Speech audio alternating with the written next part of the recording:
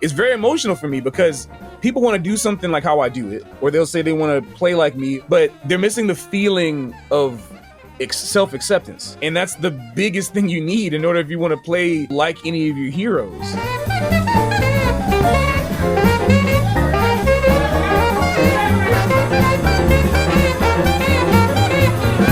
That's saxophonist Patrick Bartley, who has been getting a lot of attention in recent years due to his outstanding live performance videos, notably on Emmett's Place, but also his own YouTube channel where he dives deep, exploring some of the big questions in music, jazz, and what it means to be an artist today. I'm so glad we got to have this fascinating conversation. I'm sure you're going to come away with a lot of value after listening, and please continue the discussion in the comments. We'd love to hear your perspective as we discuss some of the big challenges facing musicians today and some suggestions for how to deal with them. Welcome to the podcast, Patrick Bartley. Great to have you. Thank you. Appreciate it, Jay. Great to be here.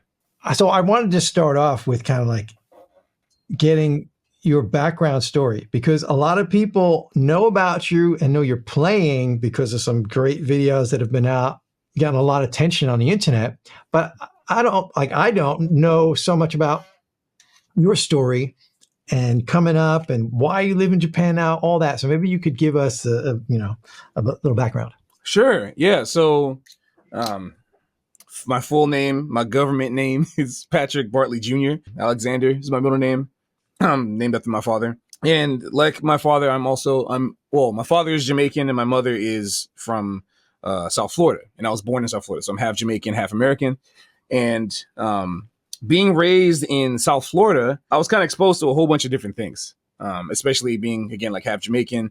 So from my dad's side of the family, I was exposed to a lot of reggae and a lot of old Jamaican music as well. My dad was also a DJ, which is a lot of people don't know, but he was a DJ in Jamaica before he moved to America and played a lot of jazz and reggae music that he would hear. And then from my mother's side of the family, which I primarily grew up with, I grew up in the church, but also grew up in my neighborhood in the 90s. So there was a lot of, hip hop of the time going around, like Tupac, Nas, Biggie, Bone Thugs and Harmony, stuff like that. That was a part of me as a kid. But also my mother, who loved listening to the blues on Sundays and, while she cleaned and all that kind of stuff. And also just hits and oldies R&B radio. So I grew up with all the 60s Motown hits, 70s funk, 80s class. I listened to all of that stuff as it was still kind of modern, present at the time. And then, of course, like I said, my grandmother, I didn't talk about her, but I grew up with my mother and my grandmother. And that's how I got exposed to church music. So there was a whole bunch of music kind of going around all the time. And I think as a result, music wasn't really like the primary focus. It was just a thing that existed. I really liked music. It was just kind of like everywhere I went, it was a thing. But important thing to understand about me is that I actually, because music was so kind of normal, so to speak, as a part of my life, I was expressing myself in other ways. Like I really liked art. I liked visual art the most. As most people maybe know by now, I was really into anime and video games growing up. And as a result, I wanted to draw my own versions of those things. And I was doing that from as early as like 3-4 years old, just like drawing whatever I could. And by the time I was 6 in my elementary school, there was, of course, art programs. So I could go and take kind of formal art classes in school as a part of the arts program. So I was doing that all the way through elementary school, doing visual art. That's what I thought I wanted to do. That's what my parents thought I was going to do. That's what my friends thought I was going to do. I was just drawing until, a funny moment happened. This is kind of a pivotal part of my story that I tell people. By the time I was 8 in the 3rd grade, at my art school, which was Bethune Elementary School of the Arts, named after Mary McLeod Bethune. At that school, we had an opportunity to pick major and minor, kind of like college. It was really interesting, right? These, starting super early. So we got to pick our major and minor, which in terms of art, it would be like the thing you really want to do and then something else that you're interested in. So right away, I'm doing visual art. That's like my thing. That's what I want to do. So whatever. But I couldn't quite figure out what I wanted my second thing to do. So a little extra context on that, up until the 3rd grade, you were kind of rotating. Every student was a part of some type of arts class. Like it was just it was like a part of the curriculum, just go to one arts class. Like I don't know, however long it was, 45 minutes an hour or whatever. And it would rotate around a lot, either art, which is what I like the most, or it was like strings or musical, whatever, band class or musical theater, dance, some kind of rudimentary thing that they had version of it. So when it came to choose my minor, I had to think, what are all the things that I've done and what do I like? So the first thing I kind of crossed out, which is unfortunate, no offense to any of the incredible musical theater majors. But when I was a kid, I looked at drama, acting in musical theater, and I thought, oh, this is boring. So obviously as a musician, I appreciate all of that way more now. But when I was growing up, I'm like, it's kind of boring. And then dance immediately X'd out because, it's the 90s. I'm a young black kid in the hood. I don't want to see nobody. I don't want to dance. I don't want people to see me dancing. It's like it's the times are different. I didn't want that to happen. And then it came to like maybe keyboard. I guess there was keyboard class. And I was like, it's okay. But then there was strings, and I was thinking, yeah, I would love to play it. That's cool. But then I remembered back that to the first year of string class that we had, we basically spent the whole year kind of just plucking, and I wanted to use the bow right away. And I was like, man, this is I'm kind of getting impatient. I want to whatever, And so the last thing that was on the list for me was band. And I was like, band's neutral. Let me just pick band. And why not? Just pick band. It's there. Because visual art was at the top of my list. I wanted to just draw. And I got really into 3D art. Late 90s, early 2000s, 3D computer art was really the thing that was booming. And also, not only was it 3D computer art, but physical 3D art. So I could do clay modeling. I could do stuff with the kiln oven. It was like really cool. All type of three-dimensional art was really cool to me. So that was what I wanted to focus on. But as I got into band, it came time to pick an instrument. Again, every time I tell this story, I still have no idea where this came from. Maybe 20 something years ago, I can go back and figure it out, but I have no idea where this came from. I went in and I said, I want to play cornet, not clarinet, cornet. I said, I want to play cornet. And I don't know, maybe I was just kind of eccentric. I've always kind of just wanted to show different things that I liked. And then he said, we don't have any cornets. And if you want to play trumpet, we're not going to get any more for like 2 or 3 weeks, because everybody was picking trumpet. That's like the one instrument everybody kind of just knows, right? Just pick trumpet. And so because everybody picked trumpet and there was like not a lot of instruments left, believe it or not, I didn't even know what a saxophone was. I had no idea what this thing was at all. But there was a bunch of kids in the front row who were playing clarinet. And this one kid, he will never know. I got to find him one day. He is responsible for me talking to you right now. His name was Lyndon Stewart. He was a friend of mine at elementary school. And he said, pick clarinet, come on, pick clarinet. Just said it. Who knows if he was like a plant from above, somebody planted him or something like that. But he just said, pick clarinet. I'm like, okay, I just gave in. It was a bunch of people playing. I just gave in to peer pressure. Yeah, I'll pick clarinet. Whatever. And so clarinet got in my hands from that day. And the rest kind of is history. I mean, there's a little more to it because like the next year, because that was my minor, keep that in mind. My band director, Mr. Kerry Kleinman, who I don't know if he's retired yet, but he was teaching at Broad College after I left. But he came up to me and said, hey, you're getting really good at this. You should switch. That's kind of like the paraphrase version of what he said. You should switch, your major into band. And I was a little weird because I was like, I don't want to get out of art. And he basically was promising you can still have art, right? It'll be your minor. So that was the first week of 4th grade, the next year. And I listened to my teachers, like, okay, sure, I'll switch. And so switching meant that instead of having band on 2 days, I had it on 3 days of the week. So I had it more often than I had art.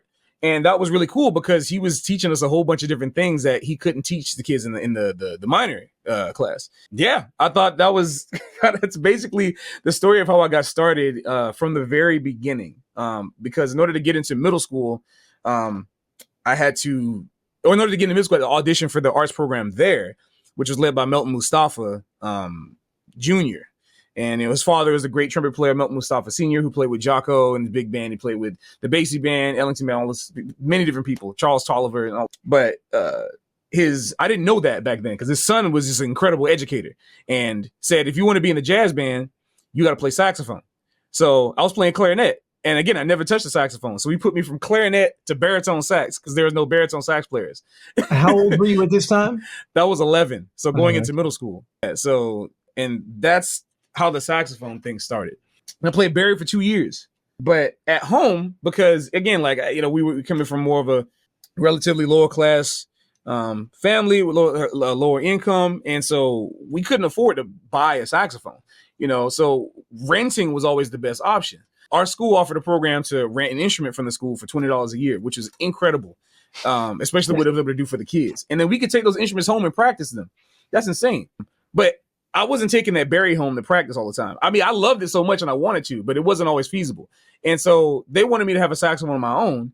And so my mom and my dad put together money to go to the music store on my 12th birthday. It was January the next year. And they went in to go rent me a saxophone. However, either there were no Barrys, or like, you know, Barrys are just more expensive in general. So they got me the other smallest option they saw was the alto. And so they got an alto, and that's the instrument that I ended up having at home. So while I was playing Barry at school, I was constantly just fooling around with the alto at home. And that's why like alto kind of became more of a thing for me. But it started clarinet, Barry, alto, and then things kind of, as we get more into other parts of the story, maybe that's kind of how it, that's the very beginning of me. Okay. And then, but art is still a big part of your life, I imagine. Yeah, always. It's a complicated part of it, as in it's not complicated. It's more abstract now. But yeah, because I don't really draw anymore, but I still engage with art constantly. It's still a very big part of me and how I see the world and how I see, like, you know, all types of media.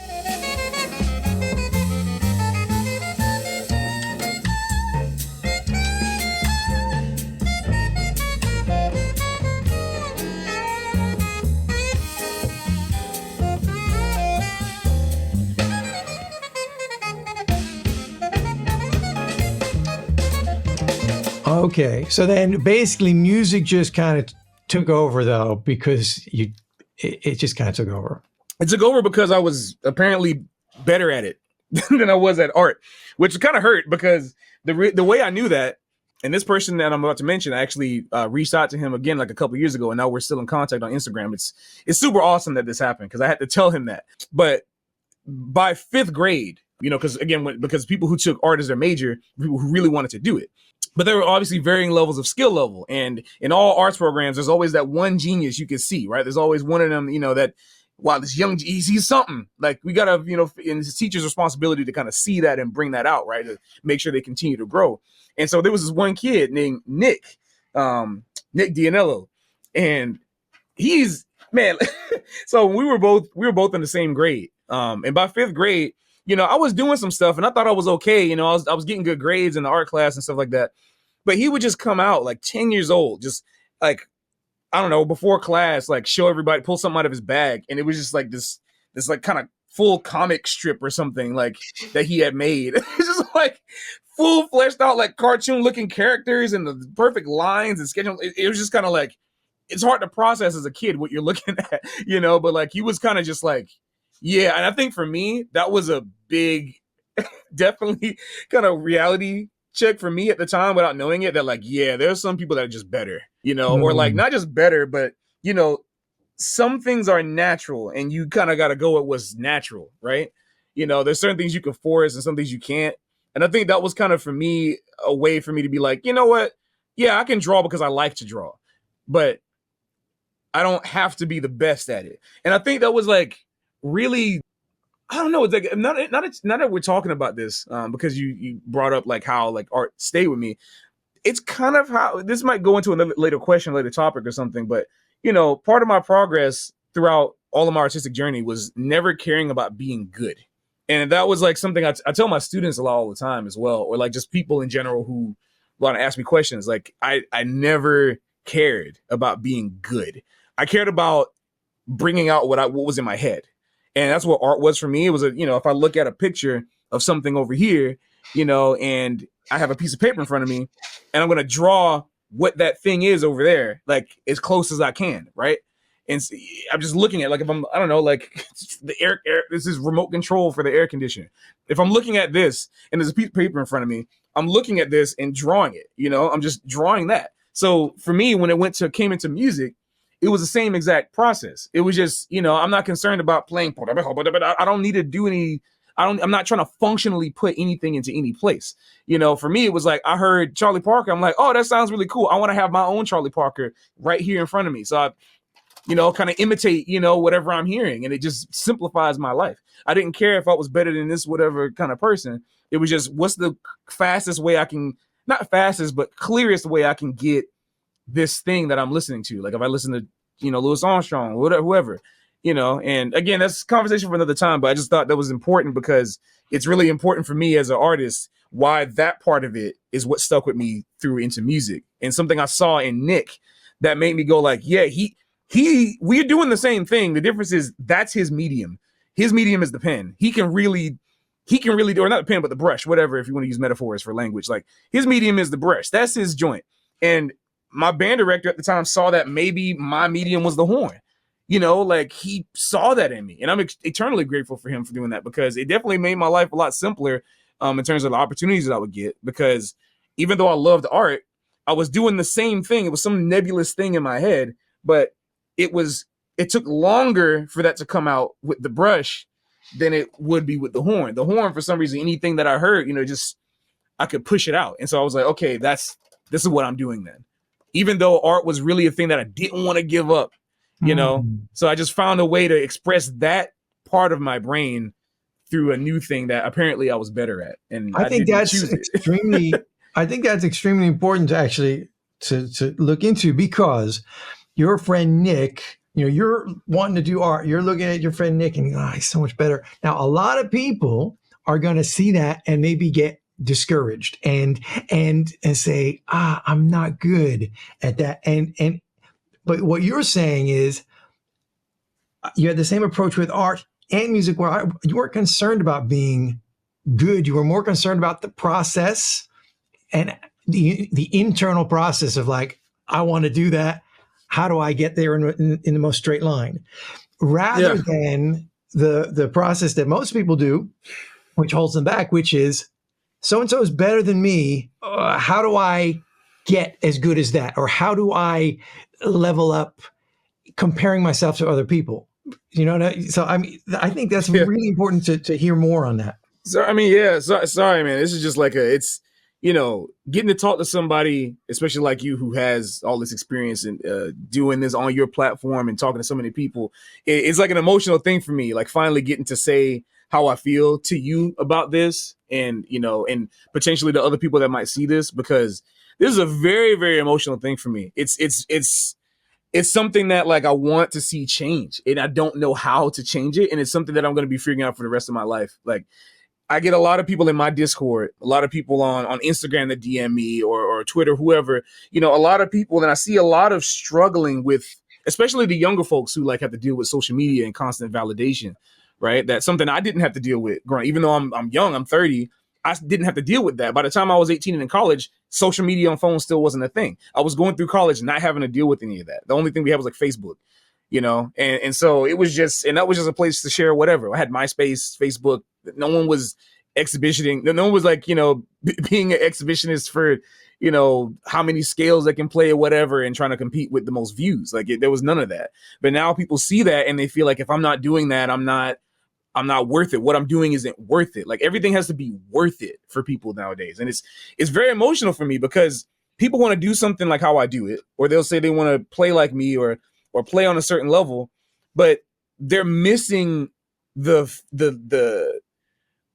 missing the feeling of self-acceptance. They're missing that. And that's the biggest thing you need in order if you want to play, I don't know, like any of your heroes is, I mean, I can't speak for all of them, but I can speak for myself that because I was more concerned about playing things that I liked, like I was hearing, than trying to compete with what everybody else liked. It helped me stay focused because a lot of times, like, you know, if you're trying to just keep up with what everybody's doing and just trying to be better here, best that, whatever, then, you know, that's constantly changing. How are you going to keep up? Are you going to keep up with all the trends? You know, what if one day for 6 months, the new thing is just playing in B major? Okay, that's it. Everybody wants to play B major. That's all the things, you know, whatever, like just a random example. So you shed all this time, like, oh, I'm just going to do B major because that's what everybody's doing. Then the next 6 months, everything is playing ballads. Oh, I didn't work on any ballad playing. Oh, I got to work on my ballads. you're bouncing around something. It's like, you just want to keep up with the trends and like, oh, so because now the thing is like, playing all these harmony and doing this and what substitutions I could put on this. It's like, man, what do you like? I feel like I don't hear enough of what people personally like. And because I don't know, whenever you talk to somebody about what they like, it's always, yeah, I like this, this, this, and this. But then what they're practicing is the complete opposite of that. And it's so wild to me. You can't get better if that's what you're doing. Somebody say, I like this, this, this, and this, but I'm currently practicing these scales of whatever. It's like, well, have you tried putting those scales on the music that you like? Have you tried imitating that and then incorporating those harmonic things into that thing? You don't have to separate those things. You don't have to deny your childhood music. You don't have to deny this thing you're listening. Try doing it. That's all I did. I was just lucky that, Bird and Pops and all of them ended up being included into what I liked because I was able to hear it. But I didn't practice them because I felt like I needed to practice them. It wasn't like, if I don't do this, I'm not going to get a good grade on my teacher from a teacher. If I don't do this, I'm not going to get the views, or I can't get this gig. If I was no, I'm like, man, when Louis Armstrong growls, that sounds really cool. I'm going to play it, and obviously I understand, like I did it during a time when it was less pressure to work. But to me, when I hear that kind of excuse, the only time I could ever see there being real pressure to like life or death pressure to play like somebody or whatever is if you're already grown, you're already an adult, you got a family to feed, and you're trying to hustle some recording sessions or whatever. But even then, at that point, you should already have a job, man. You should. I can't see a situation where you need to hustle to play this music. Like you should be like hungry because you like it. But if you're trying to hustle for if you're just trying to survive, I mean, there's other things to do. There's so many.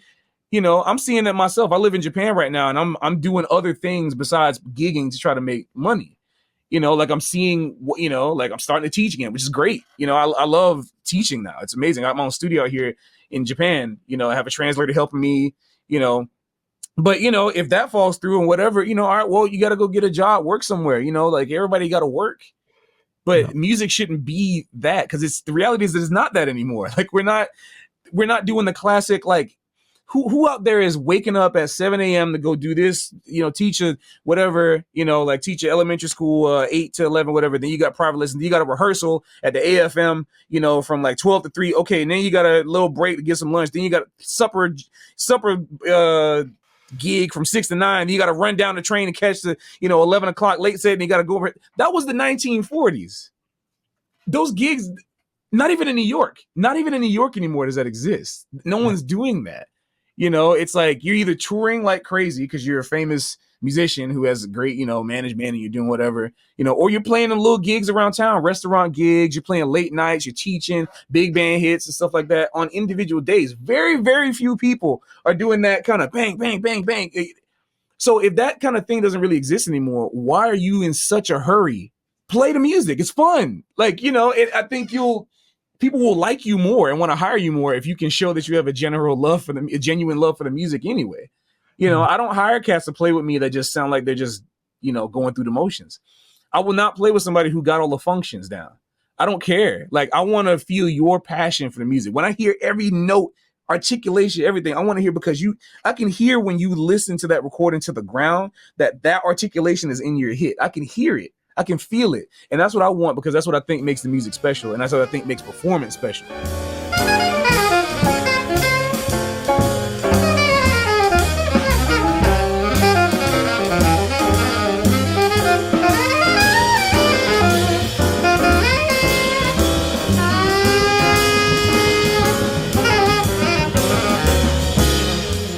What you said before about you can't ever get to the point where you're sounding like your heroes, if you're always comparing yourself to them. But I would add, you can't ever sound like yourself if you're always doing that. It's the no-brainer. That's the easy. That's simple. That's 2 + 2. There's nothing simpler than that. But people want to shy away from the simple stuff. Well, I think. Well, I would. Maybe we could talk about what you think the root of that is. Now, maybe in modern days, the contemporary times, we have Instagram and we have that sort of, people need that, internet validation. But I think this has really been around for much longer than that.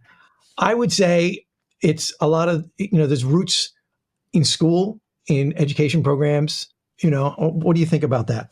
Yeah, well, it's talking about the origin of it. Kind of, I always feel a little weird about talking about origins because like I'm still young. I'm still learning about what's going on, and I wasn't there.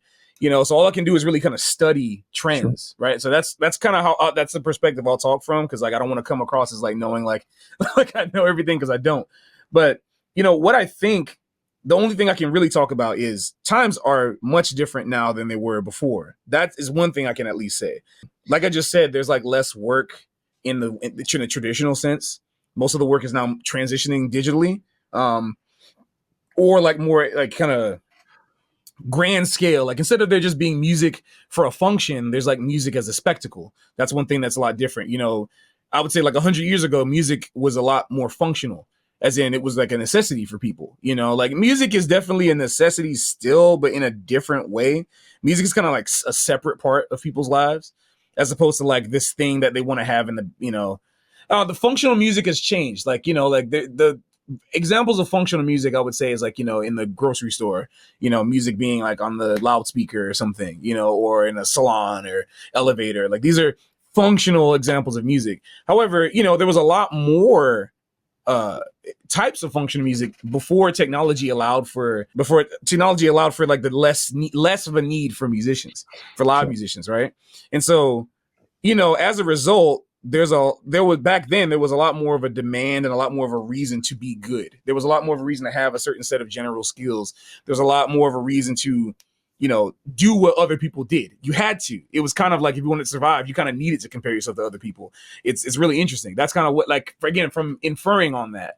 So I think if there's a holdover between the way, like, from the way that older teachers teach students, it's from their experience of that and being taught from this long line of experience. However, we're in a new time now. And I think what's interesting to understand is that because we're in a new time, I think it's important for people like in my generation, who are kind of in the in-between phase right now. Whereas like you have like the 15 to 20-year-olds, and then you have cats in their 30s, 40s, like me and some other people who were in this transitional period where we didn't grow up back then when there was a whole bunch of just club dates constantly and jumping from radio date to radio date, whatever, like that's what our teachers and the cats did. And then they teach us from that perspective. But now where is that? You're teaching us how to do this, how to do these basic functional things, to be functional and to do everything right and replicate it constantly.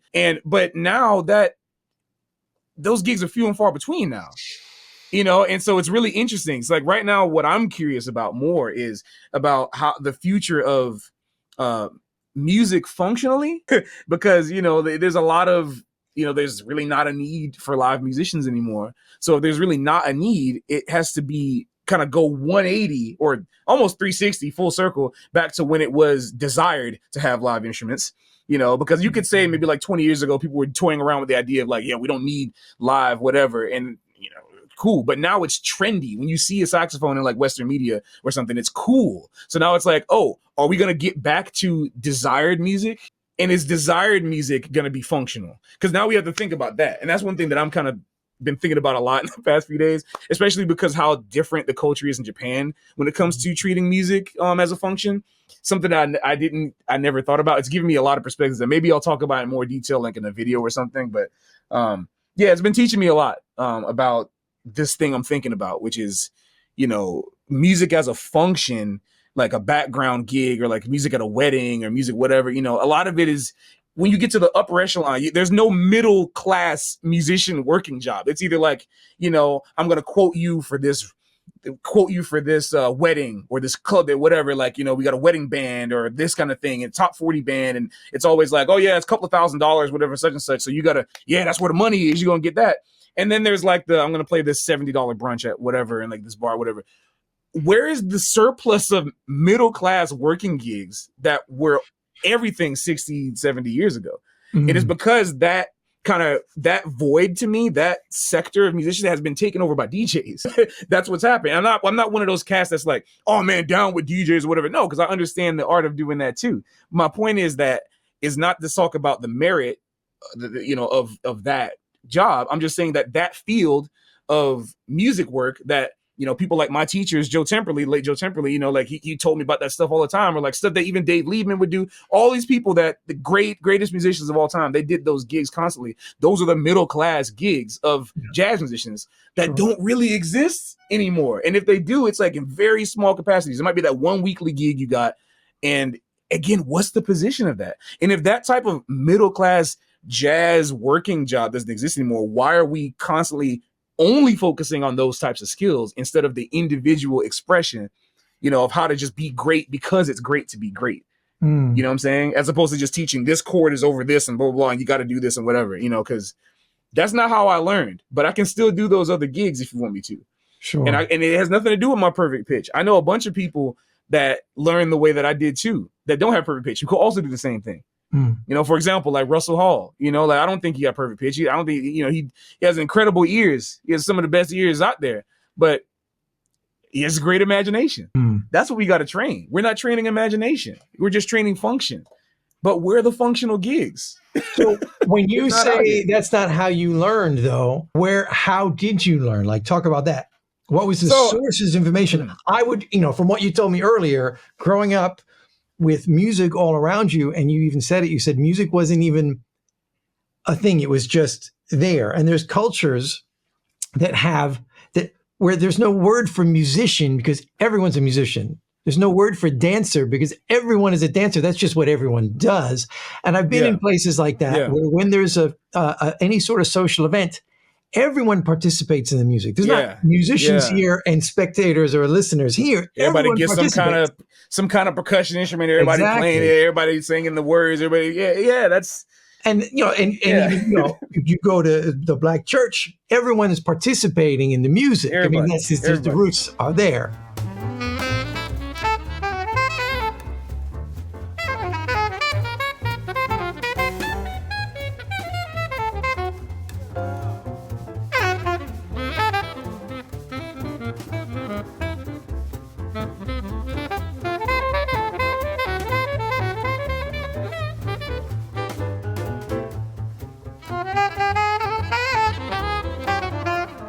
One thing I find really interesting when I listen to some of the recordings out there of you playing is, you often are choosing repertoire. You mentioned Pops before, Louis Armstrong.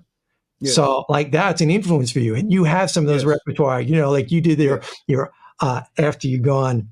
Yes. That one. And I saw you at Smalls playing Chic of Araby and stuff like that. Yes. I love that. I love that repertoire. Thank you. It's it's awesome. I love those tunes. I love those chord progressions, and I just love the style.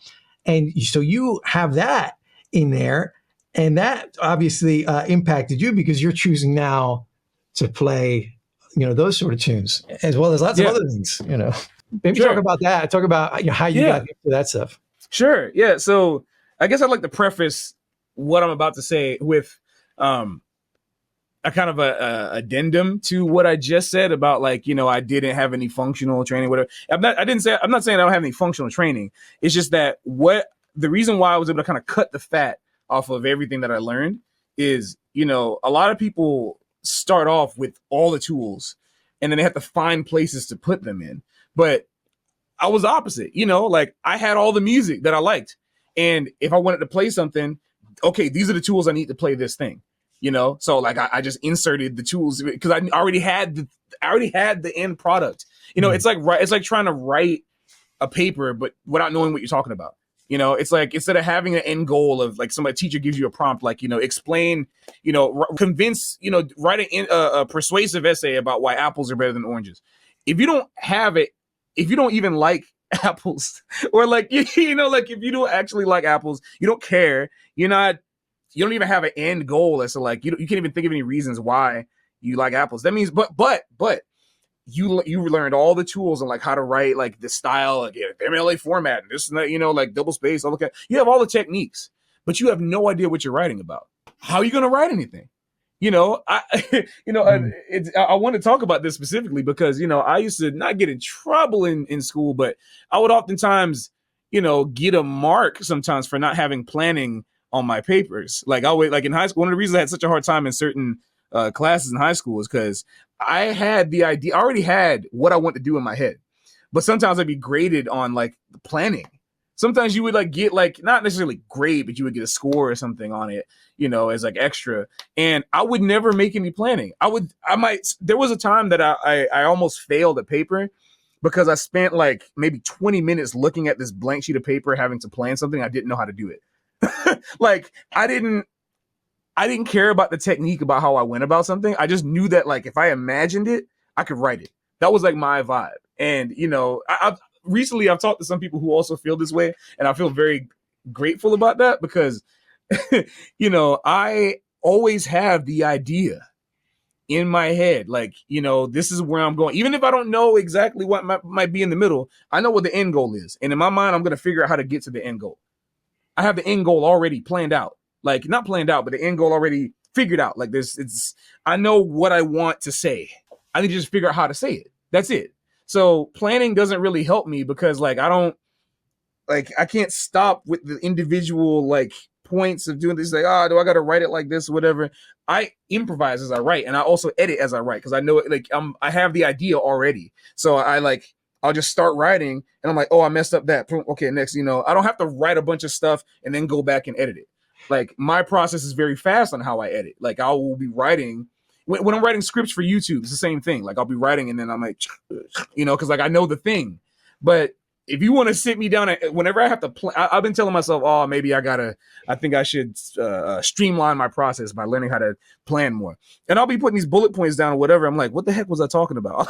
I forget because I'm making these general things, but it's not the thing. So everybody has their own different styles, right? And I like feeling allowed to do that in my own style. So the reason why I preface all this is because I didn't want it to bring this whole idea that like, I don't know no theory. I just kind of feel it and blah, blah. No, it's not that. I went to the Aebersold camp, actually, my 10th and 11th grade year of high school. And, I got to study with David Baker was there, Jerry Coker. I got to talk with them and get all the theory knowledge that I could get. But there was 90% of it I kind of threw away. No disrespect to them. It's just because a lot of that stuff was not aligning with the type of music I wanted to listen to. So I would kind of have it in the background for whenever I did get to that. Like maybe one day I'm going to listen to stuff like this. And lo and behold, I got heavily into John Gordon and Steve Lehman and Steve Wilson. And, the way they played, it was completely outside of the box. It would just be the normal 2/5s. It'd be notes moving here. And I'm like, that sounds cool. Greg Osby, like I got really into these cats. And so then I would take that knowledge like, okay, this thing kind of, let me get into this now because that's what this guy's doing. So let me try to practice this now. It wouldn't be like, I can't move on to this until I know this and this scale and whatever. It's like, nah, man, I got the Jerry Coker Patterns for Jazz book. I learned one pattern out of that book and that was it. And I basically didn't touch it after that. Cause I've never been that kind of a person, and I've even I've watched, a couple of your videos talking about some of the books. And I think a lot of those books are killing. Even, some of the books that you talked about, I've had, but in terms of the Jerry Coker book, as an example, just random example, or the Nikolai Slimsky book, that training practice out of, like, a lot of those books, like I'll look at one thing, I'm like, but people might hear me play and think I know how to do all that stuff. So they think I got to practice this stuff. But I'm like, no, I just imagine, like, if I listen to Train play something, like in like 3 minutes in, he plays a note or plays a pattern I never heard before. I'm like, let me get that. And I'll transcribe it and start playing it. And that'll be my practice. And then I can put that in different keys. I can put that here. I can reverse it, do a palindrome. There's so much I can do with just one thing. And I feel like a lot of people feel like they got to learn all this swaths of stuff before they get to the music. But no, the music's right in front of you, man. Yeah. So to answer your question about how I learned, that's how I learned. I got into everything by just what I listened to. What do I got to do to play this? So I start off by just copying, imitating it until I hit into a roadblock and I feel like, I don't really sound like whatever. And then like, I'll look at a book and then I'll see that pattern sounds like what he's doing. Okay, then that's what I focus on. Sure. I'm not trying to get the thought, like no one reads a dictionary, right? No one reads a dictionary. No one reads a thesaurus. People just read books and then they come across a word they don't know. Okay. And then they look it up in a dictionary. Hello? Yeah. Why in music do we have to, I got to sit down with this and learn all the blah, blah, blah. Well, you don't got nothing to say. So if you have a problem with soloing and you don't got nothing to say, it's because you literally have nothing to say. So try to just get something to say first, then work on that. But we got to, in order to break through that, I think we need to get out of this thing that is so prevalent in jazz. I feel like it might be a Western culture thing in general, because they don't got that problem over here in Japan. I'm gonna tell you that one thing. They don't have that problem out here. But it seems like, well, they have some different types of problems, which we talk about later. But the one thing I don't know, I don't feel out here, is that people out here are not obsessed with trying to sound like myself. You know, like I'm just gonna, I don't want to copy. I'm not trying to sound like such and such. Like, we got to get over that, man. We got to stop. It's danger. I think we got to stop that. If you like something, copy it. Yeah. That's what we do as humans. Everyone does that. Your first person you transcribe is your mama or daddy, whoever. Then you transcribe your friends. You transcribe your roommates without even knowing it. When you roommates in college, you start laughing like them after a certain period. But you're still you. So what's the problem? I really don't understand. I'm kind of losing my patience sometimes about this type of thing, because people could have such an easier time on their life if they just hear what they like and just try playing it. And then eventually you're going to get your own way of doing it, because you now have the vocabulary to express how you feel. Not just if you transcribe, Charlie Parker on Bloom Dito, you're not just playing Bloom Dito. If you play Charlie Parker's licks from Bloom Dito on like a salsa tune or something or whatever, oh snap, that's a completely new perspective. Now you'll start noticing, oh, if I want to play it here, I have to swing less, or I gotta like put it to fit this chord or something instead. I gotta change the major 7 to a flat 7. Hello, you just got your own lick. It's not his lick anymore. There's so many cool things you can do that if you just take the fear away and just use your imagination, just like, hey, I like this, and when I hear this, it reminds me of this. Okay, well, sit down and practice it then. Yeah. To me, is that easy. And again, you don't need perfect pitch to do it, because most of the greats in history done that. That's how they learn.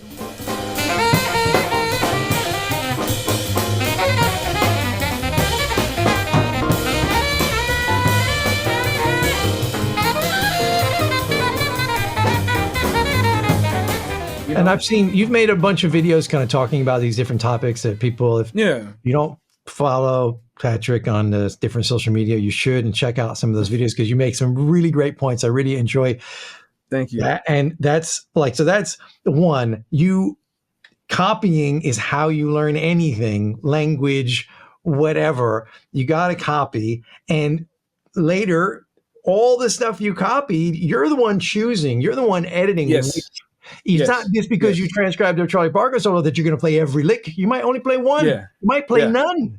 But you have to have that information in order to then become yourself. And yourself is the mixture of everything you listen to, whatever it was, whether it was, all the things. It doesn't have to be just jazz either. All those things together, that makes you, but it's a process of copying. And everybody that has, and I think this comes from the music education as well. Like you said, Western education, this concept that maybe it's the word improvisation indicates that it has to be made up completely from heaven every time. Right. But that's not the art form at all. Right. And exactly. as soon as you start transcribing the greats, you instantly realize the amount of common language that there is, and it's just so obvious. And it's so fun at that point too. That's the, when students ask me about transcribing, I had a student ask me recently about like, when you transcribed, I forgot exactly how we worded it, but it was, like when you transcribe, do you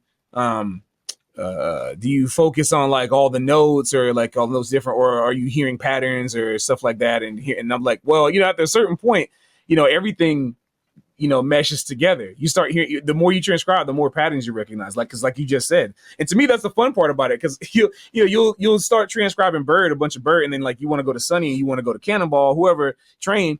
And if you just listen to it on the surface, there's so much crazy stuff going on. But then you look under a microscope and you realize, oh, this is the same 4-note cell. Oh, this is the same 8 notes. Oh, wow.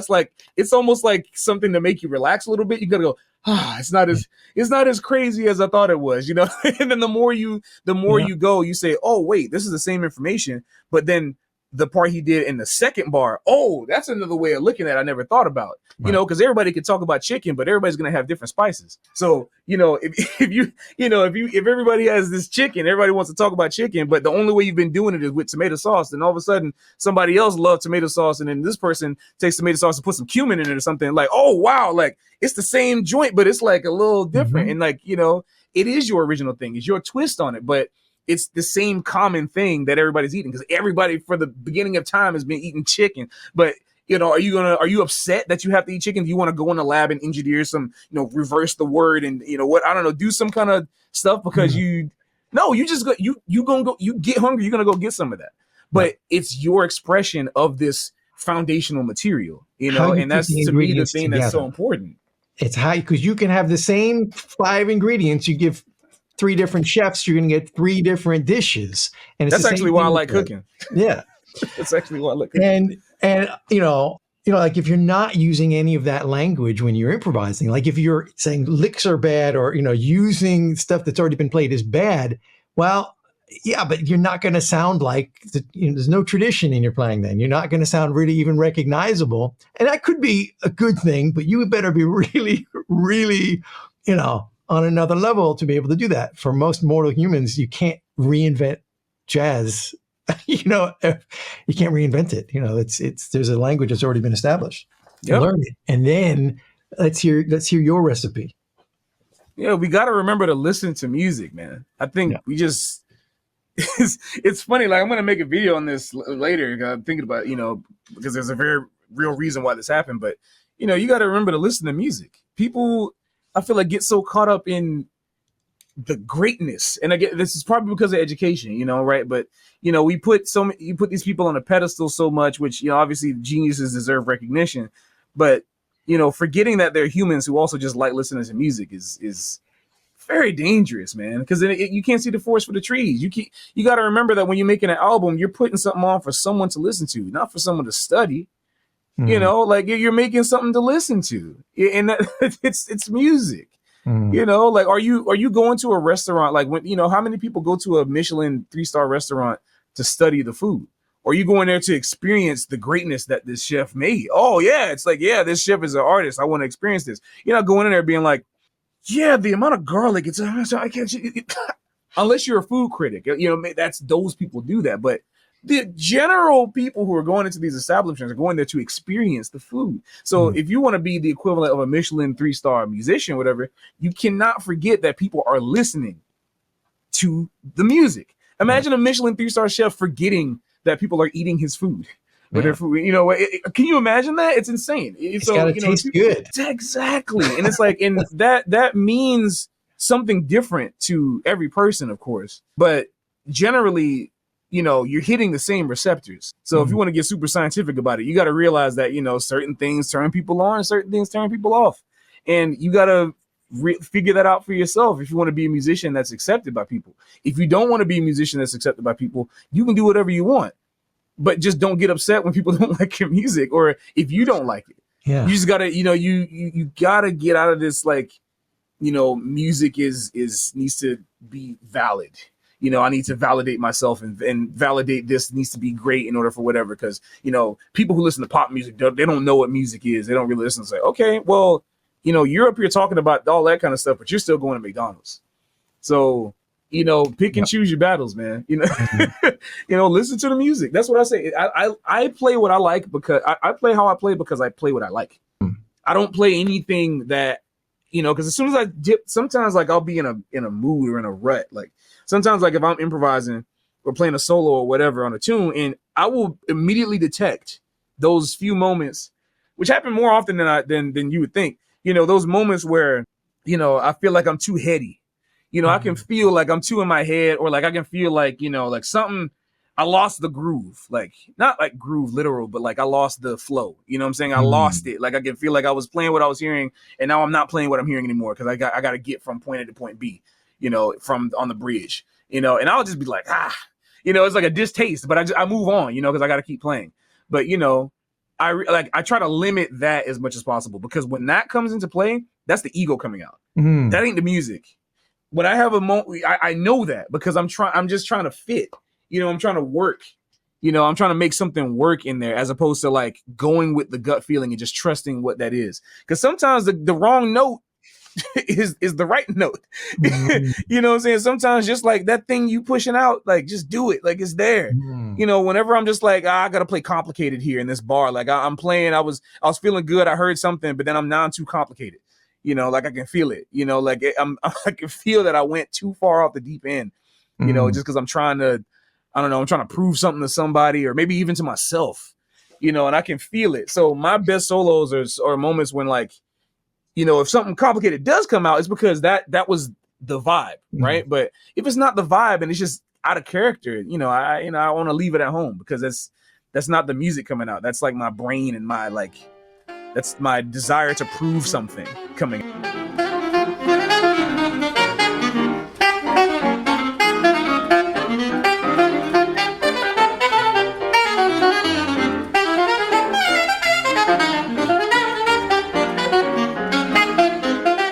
This is the thing that would be amazing if they started teaching at school, because in my experience, it's very rarely taught. Kenny Werner does a lot of teaching on this, but this is the thing that most young musicians never even hear about, like this concept. And his whole thing, like what you were saying, his whole thing is like, if you get into that space, you know, take your hands off the piano, I love Kenny Werner, and don't even touch your instrument unless you're in the zone, if you're in the flow, in the space.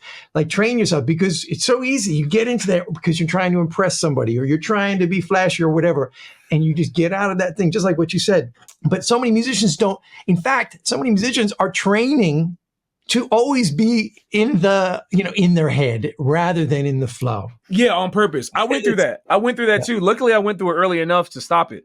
But you know, like but it's almost like a virus. You know, like, you know, it's all gone, but you might have some remnants, some symptoms of it. You know, so like, even though I kind of was able to scoop myself out of it by college, throughout college, and you know, there was spurts, and now I've kind of developed the vaccine for myself, you know, to like you said, it's because of Kenny Werner. You know, 14 years ago, I read Kenny Werner's Effortless Mastery, and that was like, man, you know, getting into that whole space, you know, I was able to like start accepting free music. I went to the SIM workshop, School of Improvising Musicians, with like Ralph Alessi and Ravi Coltrane and Tim Byrne, all those guys, and Jim Black, you know, and I got to really expose myself to that music because a friend of mine who got me hip to that. And that was a really big deal for me because, you know, I couldn't be in that camp trying to impress nothing.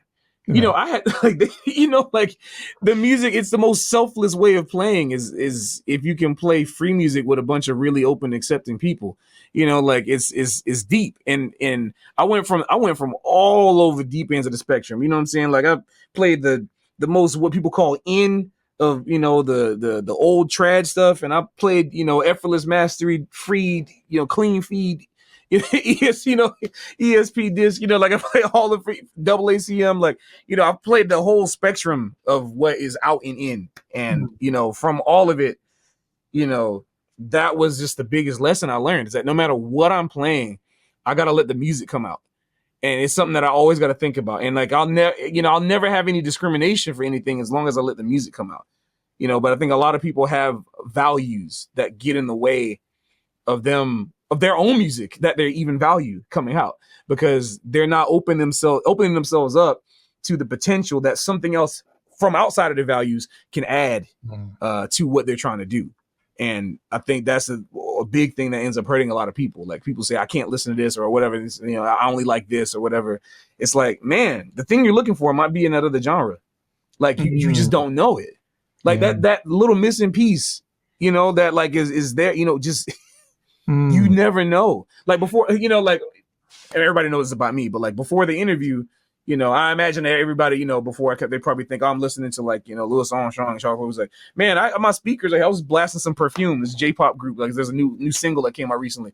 I was like, yeah, you know, and I'm getting some, you know, I'm thinking like after this interview, I'm about to go shed some of that stuff, you know, like just, you know, because it's there. That makes me feel like that right now.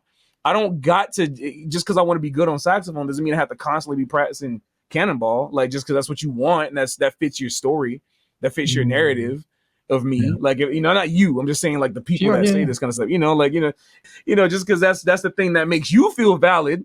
You know, like, oh, I want to be good. You know, because if I don't do this, I gotta, you know, I'm gonna disappoint my parents because I didn't become a accountant, you know, or a doctor or something. I gotta be legit, and I gotta do this the legit way because this is legit. You know, it's like, Man, it's music. It's freaking music, man. It's not a big deal. I'm bumping something, just let my body move. It's killing. I love it. And and then maybe right after that, I have days, man, where I'm listening to Perfume or something, and then right after that, like I hear a note or something like that reminds me, oh man, and I put on some Miles or Gil Evans right after some J-pop, and then right after that, I'm like, oh man, like actually, wait, there's that Justin Bieber song sounded. I remember I like that, whatever. And then I'll go back to some like, oh man, that Ornette free jazz, like I'll just be bouncing around all over the place. And it's because it's all music. It's like, this is music, man. It's funny how much people like, I can't get into this because I'm like, man, like, that's everybody got their preferences. I'm not mad at preferences. It's just like, if you really want to be great, you got to ask yourself if you like music or you just like, your preferences or whatever. Like, do you like music? I don't know how to put it, but like do you like music, man? Like, cause this ain't about jazz. Like, it's never been about jazz, and it never will be about jazz. It wasn't about jazz when jazz existed, and it didn't stop being about jazz when it became not popular, because it's never been about it. Jazz was an expression of how people felt about their surroundings coming together. And there were musicians back then, like in the early 1900s, when the word jazz was first coming around, they didn't even call their music jazz. They're like, I'm calling it ragtime. I played rags, they didn't even want to play that new hot music, and whatever, but it was just it's new hot music. And then, it just keeps evolving and keeps changing because that's what music does. And if you're only obsessed with this one period of music, well, you got to ask yourself why. What about that attracts you so much? Because I love it. I love jazz. It's my primary thing that I do because there's something about it that has helped me to learn more about music as a whole. So I treat jazz with the utmost respect, and it's my language because that's like what I love. It makes me feel good, but it's because it's how it makes me feel about music. Jazz is allowing me to hear more about music. Jazz is not allowing me to hear more about jazz. It's allowing me to be like, man, there's so much good music out in the world. Studying music on this high level helped me to tap into something that the ancestors, 100 years ago, whatever, were also tapped into, that we are it's kind of rare in our time. But it doesn't mean like, oh, that's the reason why jazz is the greatest thing on the planet. No, it means that, hey, this lesson can help us hear everything, and now I can hear everything I listen to, I can hear on such a deep level because of jazz now. I don't just need to swing, man. Like, but I love swing and jazz and blues because it's what it unlocked in me. Right, but it's not the be all end all. That's a great message. Yeah. That's a great message because it all kind of comes together where with this kind of restrictive mentality that we have, like once you're a jazz musician, you're only a jazz musician, and anything else is not worthy of your So it kind of falls into the same category of, let's be open, listen to the music, play what you like, not what everyone else is playing because you think you have to play that to be accepted or to be validated. Play whatever you like, and that's fine. Yeah. Find out what it is by listening to everything. And that's how you'll find the answers, man. That's what the answers are. It's there.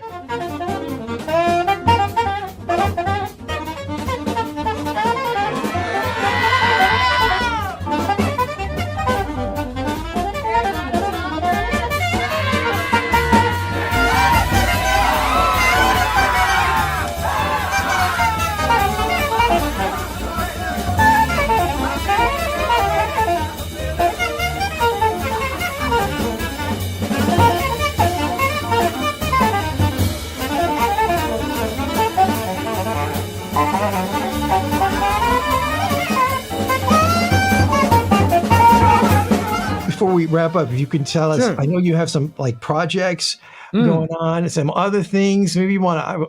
I want to make sure you get to tell us about those. Oh, thank you. Yeah, sure. So, I announced on all my shows here at in Japan, but I guess I'll make kind of a formal announcement here. I'm not sure when this is going to come out, but maybe by the time it comes out, it'll already be known. But yeah, I'm recording a new album. With my new Japanese band called Dreamweaver, and we're getting into the studio in a few weeks to record our our debut album, which will probably be released at some time in the spring. next year, like late spring, early summer. But also, I recorded an album with my trio, with Russell Hall and Stefan Klein, and people can look forward to that one very soon. I'll be talking about a release date for that album as soon as everything is wrapped up. But people can expect to see that album by the end of this year. Okay, So, and tell us more about like what's the music on those two records. So for the trio record, it's all going to be my original music. Well, for both of these, it's my original music, with the exception of on the trio record, there's going to be some stuff by drummer Stefan Klein as well. But that one's going to be more focused on kind of origins. It's like, this is the first band that I had, like the first real working band that I had when I was in high school. And the first band I felt like we all knew each other and connected with each other on such a serious level. And so after not playing with each other for over 11 years, as a trio, we decided to record an album finally, which we did last year in September, a year from this month, actually. We recorded that album last year. And so I decided I wanted to finally make that my real debut album as a jazz saxophonist, because I have 2 other albums with J Music under my name. So those are technically my first albums. But in terms of like my first pure jazz album straight ahead, that's going to be what's going to be there. And then for Dreamweaver, that's going to be more of a contemporary side, exploring things, swing and not swing. A lot of my original compositions based on visual ideas that I have. It's in the title track. Dreamweaver is a 2-part suite that's based on parts of a dream. So like the descent, falling to sleep, and then the lucidity, which I call it lucidity revelation, where there's a character called the Dreamweaver who is able to control and manipulate dreams. So I've been playing that one around Japan. That's kind of the main tour that we're doing. And the rest of the songs are kind of new songs that I've composed within the past few years. So that one both of those I'm really looking forward to. So next year we'll have a lot of music from me and some other people in that band that hopefully people will look forward to and check out. Absolutely. Yeah. All right. And we'll, I'll definitely, I look forward to hearing those, and we'll try to get the word out to make sure everybody else checks that stuff out. I'm sure it's going to be fantastic music. Thank you. I appreciate it, Jay. Thank you. Yeah, man. Well, listen, we're going to have to do this again sometime because there's so many things to talk about. I really appreciate your perspectives and the way you're kind of spreading these important messages that Thank you. a lot more people need to hear. So, listen to Patrick and listen, so maybe some people aren't going to agree with everything, but we still always have to listen to the other perspectives, because how do you know what you believe before, because maybe, again, be open to new ideas. So Patrick's got some really good messages for the music community that everyone should at least consider. And, I'm on board with all that stuff you're talking about. And I really enjoy the videos you've been putting out where you're just kind of talking and just kind of getting the stuff off your chest and telling people about it. I do enjoy that. And especially, man, all the music.